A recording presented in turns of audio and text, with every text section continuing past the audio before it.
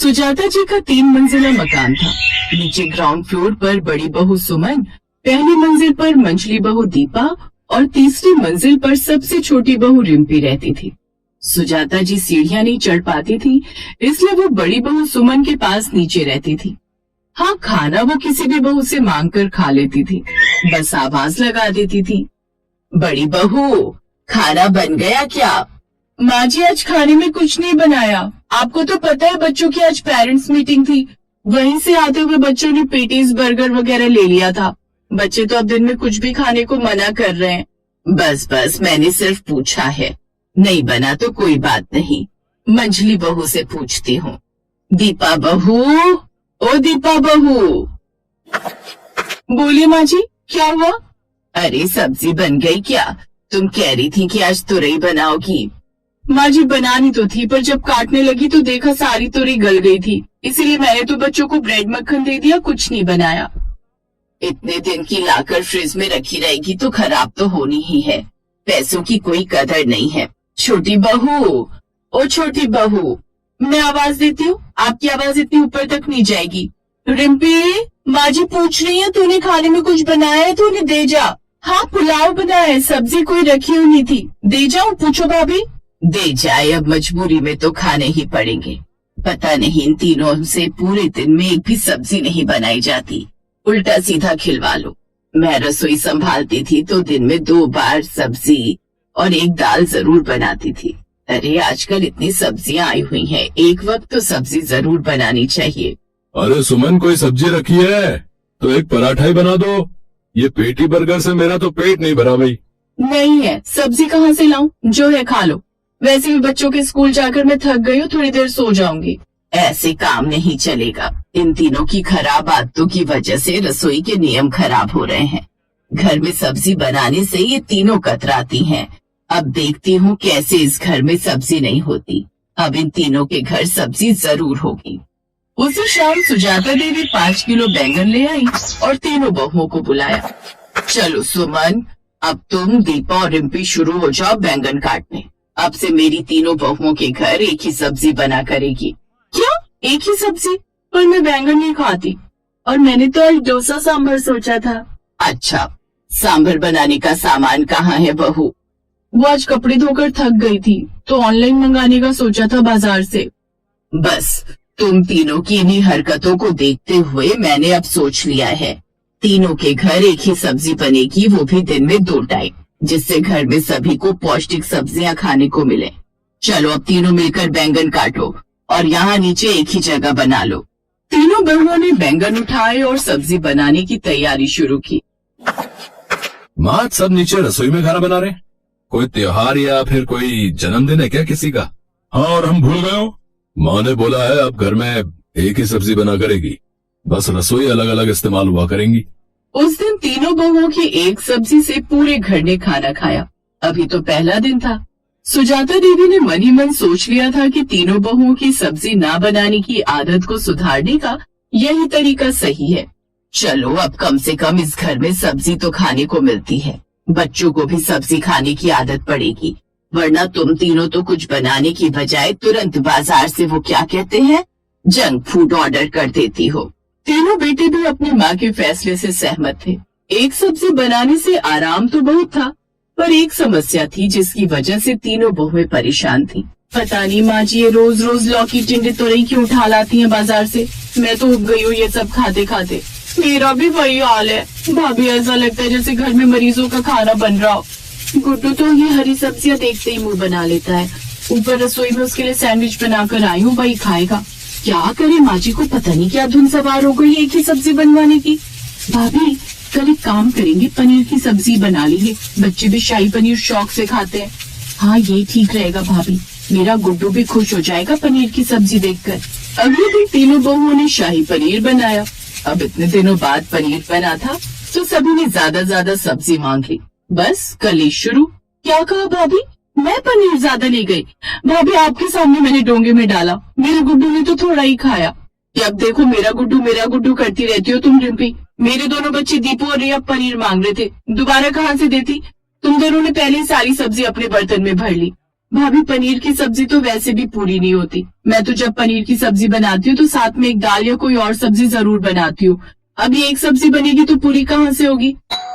तभी पड़ोसन आ जाती। और सुजाता बहन कैसी हो? बस अच्छी हूँ, आओ खाना खा लो। बिल्कुल अभी अभी खाकर आई हूँ, पेट भरा हुआ है। आज तीनों बहुओं ने अपनी रसोई में इतनी बढ़िया सब्जी बनाई कि एक रोटी फालतू खाई। क्यों, ऐसा क्या बढ़िया खा लिया?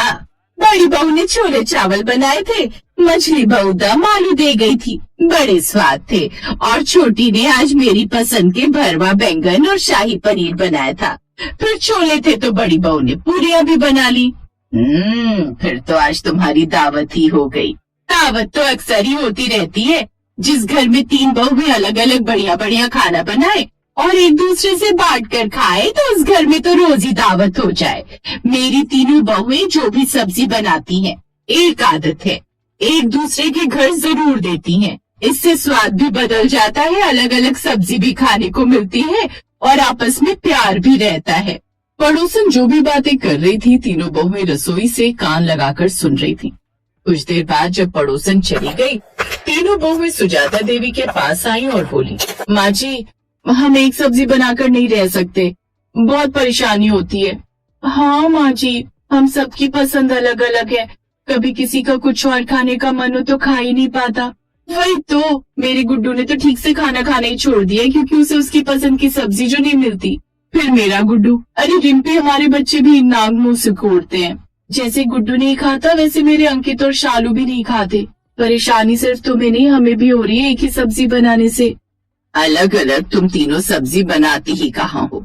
सब्जी बनाने में आलस करती हो, तभी तो एक ही सब्जी बोली मैंने, ताकि कम से कम एक सब्जी तो बनेगी घर में। अगर तुम तीनों वादा करो कि पड़ोसन की बहुओं की तरह बढ़िया बढ़िया सब्जी बनाए करोगी तो मैं हाँ कह देती हूँ अलग अलग सब्जी बनाने के लिए। तीनों बहुओं ने एक दूसरे की तरफ देखा और हाँ में सिर हिला दिया। सुजाता देवी जो चाहती थी वही हुआ। अब उनकी तीनों बहुएं अपनी अपनी रसोई में नियम से रोजाना तरह तरह की सब्जी बनाने लगी। माँ जी, खाना तो नहीं खाया ना? मैंने ये भरवा बैंगन बनाए हैं। माँ जी एक सेकेंड, ये काले चने चावल बनाए हैं, ये भी खाकर बताइए कैसे बने हैं। अरे रिम्पी दीपा, तुम दोनों भी कोफ्ते ले लेना, बहुत सारे बनाए हैं। हाँ भाभी दे दो, सूखी सब्जी के साथ तरी वाली स्वाद लगती है। भाभी आप दोनों भी चने चावल ले लो आज गुड्डू। सुमन और दीपा एक साथ बोली, क्योंकि गुड्डू को चने चावल पसंद है।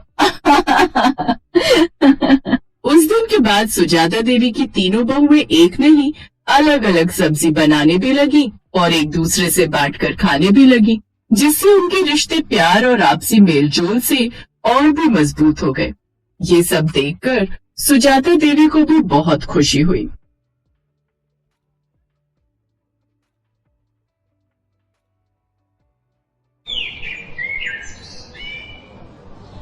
राधिका नई नई ब्याह कर अपने ससुराल रामपुर गांव पहुंची।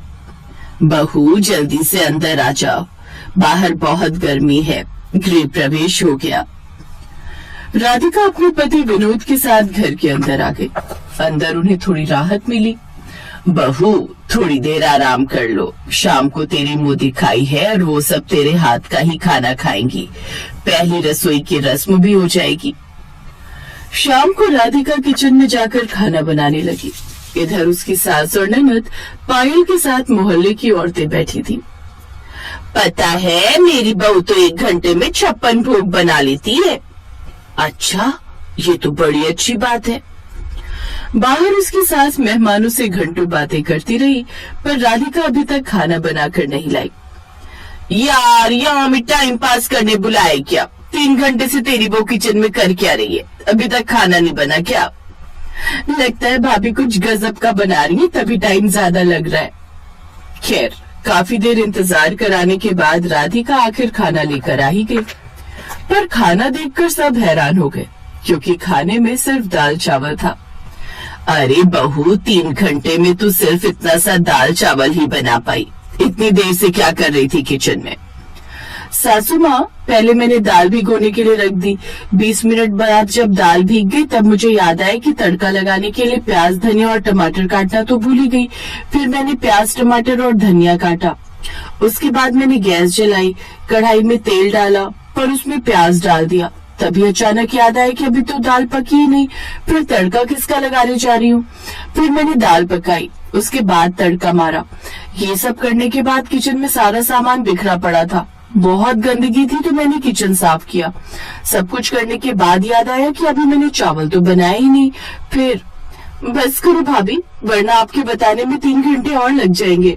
उसके बाद सबने खाना खाया। रात में राधिका और विनोद की सुहाग रात थी।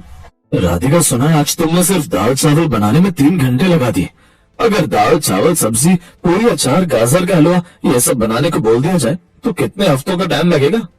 मेरा मजाक मत उड़ाइए, जैसा मुझे आता है वैसे ही तो बनाऊंगी। अगले दिन जब परिवार के लिए खाना बनाना था तब भी ऐसा ही हुआ। सुबह से राधिका ने खाना बनाना शुरू किया तो दोपहर तक बन पाया। बहू, इतनी देर तक किचन में मत रहा करो, गर्मी बहुत है। बहू, खाना जल्दी जल्दी बनाना सीखो, वरना लोग तो भूखे ही बैठे रहेंगे। भूखे तो बैठे ही माँ, बातें बाद में करना, पहले खाना खा लेते हैं। सभी को बहुत भूख लगी थी, इसलिए सब खाना खाने लगे। ऐसे ही वक्त बीत रहा था। राधिका को खाना बनाने में 2-3 घंटे तो लग ही जाते थे। फिर एक रोज उसकी सास की कुछ सहेलियां और उनके पति दावत पर आए। अरे आइए आइए, स्वागत है आपका। आने में कोई तकलीफ तो नहीं हुई? तकलीफ तो अब भाभी देने वाली है। तो कुछ ज्यादा ही बोलती है, जा अपनी भाभी को खाना बनाने के लिए बोल। पायल ने राधिका को खाना बनाने के लिए बोल दिया। राधिका किचन में गई तो सबसे पहले आलू छीलने लगी। आलू छीलने के बाद उसने गैस जलाकर उस पर कढ़ाई चढ़ा दी और उसमें तेल डाल दिया। हे भगवान, मैंने प्याज और लहसुन तो काटा ही नहीं। फिर प्याज और लहसुन काटने लगी। उसके बाद उसने सब्जी पकने को रख दी और चुपचाप खड़ी हो गई। सब्जी पक जाने के बाद इसके बाद पूरी बनाओ या रोटी? मेहमान आए तो पूरी ही सही रहेगी। ऐसा करते करते 2 घंटे से ज्यादा बीत गए। बाहर उसकी सहेलियां गुस्सा करने लगी। अरे चलो भाग्यवान, इतनी देर में तो हम लोग 4 दावत निपटा देते। सही कह रहे हो, लगता है इन लोगों ने सिर्फ टाइम पास करने के लिए बुलाया था। अरे बैठिए, बस खाना तैयार ही हो गया है। हमें बहुत लेट हो गया, दूसरी जगह भी जाना है। दोबारा दावत पर बुलाना तो किसी रेस्टोरेंट में बुलाना, घर पर नहीं। इतना बोलकर सारे मेहमान चले गए। तुम जाकर बहू को देखो। हाँ माँ, तब तक मैं सर अपने दोस्त से मिलकर आता हूँ नुक्कड़ पे। उसकी सास किचन में गई तो देखा सारा सामान इधर उधर बिखरा पड़ा था। बहू, तेरी वजह से आज हमारे मेहमान नाराज होकर लौट गए। तू आज दोबारा मेरे सामने खाना बना। देखती हूँ तू आखिर खाना बनाती कैसे है कि 3-4 घंटे लग जाते हैं। ठीक है सासू माँ। राधिका ने अपनी सास के सामने खाना बनाना शुरू किया। थोड़ी देर में वो सब समझ गई। बस कर बहू, मैं सब समझ गई। तू कोई भी काम ठीक ढंग से अनुशासन के साथ नहीं करती, इसीलिए तुझे इतना वक्त लग जाता है। मैं कुछ समझी नहीं सासू माँ, आप बताइए ना, मैं ऐसा क्या करूँ कि ढेर सारा खाना कुछ ही समय में बन जाए? देख, सबसे पहले तो तुझे जो भी बनाना हो वो एक कागज पर लिख ले, जैसे सब्जी, पूरी, हलवा या जो भी बनाना है। उसके बाद उसमें इस्तेमाल होने वाले सभी मसाले और बाकी सामान की भी लिस्ट बना ले, जैसे प्याज, टमाटर, शिमला मिर्च, नमक, ये सब। और लास्ट में ये जरूर लिखना कि किस काम के बाद कौन सा काम करना है। फिर पढ़ पढ़ के एक लाइन से सारे काम करती जा। कुछ दिनों बाद जब ये सब आदत में आ जाएगा तो लिखने की जरूरत नहीं पड़ेगी। वाह सासू माँ, इससे काम तो बहुत आसान हो जाएगा।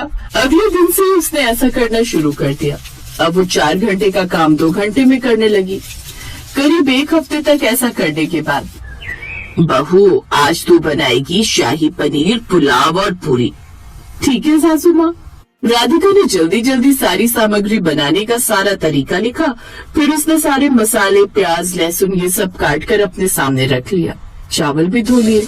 अब एक चूल्हे पर उसने शाही पनीर पकने को रख दिया, दूसरे पर पुलाव। बाकी समय में आटा गूंथने लगी। पुलाव जल्दी पक गया, इसलिए उसके बाद उसने पूरियां बनानी शुरू कर दी। इस तरह आधे घंटे के अंदर सारा खाना बनकर तैयार हो गया। पूरा परिवार हैरान भी हुआ और खुश भी। माँ, आपने तो कमाल करवा दिया अपनी बहू से। मैंने तो सिर्फ तरीका बताया, मेहनत तो इसने खुद की है। शाबाश बहू। थैंक यू सासू माँ। सबने एक साथ खाना खाया। अब वो सिर्फ 20-25 मिनट में खाना बना लेती थी। ऐसे ही सब कुछ अच्छा चल रहा था। एक रोज उसकी सास के पेट में दर्द इतना उठा कि अस्पताल में भर्ती करना पड़ा। इनके पेट में पथरी है, अभी तो दर्द की दवा दे दी है, जल्दी इनका ऑपरेशन करवा लो वरना कुछ भी हो सकता है। 5 लाख का खर्चा आएगा। खैर, विनोद अपनी माँ को घर तो ले आया पर माँ के ऑपरेशन को लेकर परेशान था। आप परेशान मत हो, कहीं न कहीं से पैसों का इंतजाम हो जाएगा। अगले दिन मोहल्ले में भीड़ लग गई। राधिका, विनोद और पायल भी वहाँ पहुँच गए। खन्ना रेस्टोरेंट की तरफ से 2 दिन बाद इस मोहल्ले में किचन कंपटीशन होने वाला है। जो महिला 5 मिनट में खाना बना लेगी उसे 10 लाख का इनाम मिलेगा और खन्ना साहब के रेस्टोरेंट में काम करने का भी मौका मिलेगा अगर उन्हें काम पसंद आया तो। जिसे भाग लेना है अपने अपने नाम लिखवा दो। राधिका ने भी नाम लिखवा दिया। रात को, बहू 5 मिनट में मैगी के अलावा क्या बन सकता है? सासू माँ, आपका ये तरीका यूज करके मैं 5 मिनट में कमाल कर दूंगी। अगर मैं जीत गई तो आपका ऑपरेशन हो जाएगा। ये मैं आपके लिए कर रही हूँ। कंपटीशन के कुछ देर पहले राधिका ने सारे मसाले, 8 अलग अलग तरह की सब्जियां, चिकन, मटन सब पहले से ही तैयार कर लिया। सब कुछ थोड़ा ही थोड़ा था। कंपटीशन शुरू हुआ। राधिका ने मशीन की रफ्तार से चूल्हों पर सब कुछ पकने के लिए रख दिया। सारे मसाले भी डाल दिए, जिससे 5 मिनट में 10 तरह की सब्जियां बनकर तैयार हो गई, जिसमें वेज नॉन वेज दोनों था। बाकी औरतों ने मैगी बनाई थी। तो दोस्तों, आज के विनर है राधिका जी, जिन्हें मिलता है 10 लाख का नगद इनाम। पहले तो मुझे इनाम की रकम चाहिए। मुझे अपनी सासू माँ का इलाज कराना है। उनकी वजह से आज मैं ये कंपटीशन जीत पाई हूँ। राधिका को 10 लाख रुपए मिले, जिससे उसने अपनी सास का ऑपरेशन करवाया। इसके बाद वो खन्ना रेस्टोरेंट में शेफ के रूप में काम करने लगी। एक रोज घर में जो कभी 4-4 घंटे में खाना बनाया करती थी, वो आज इतनी बड़ी शेफ बन गई। वक्त कब कहाँ ले जाए कुछ कहा नहीं जा सकता। सही कहा पिताजी। इन सब का क्रेडिट सासू माँ को जाता है। उस दिन के बाद सब एक साथ खुशी खुशी रहने लगे।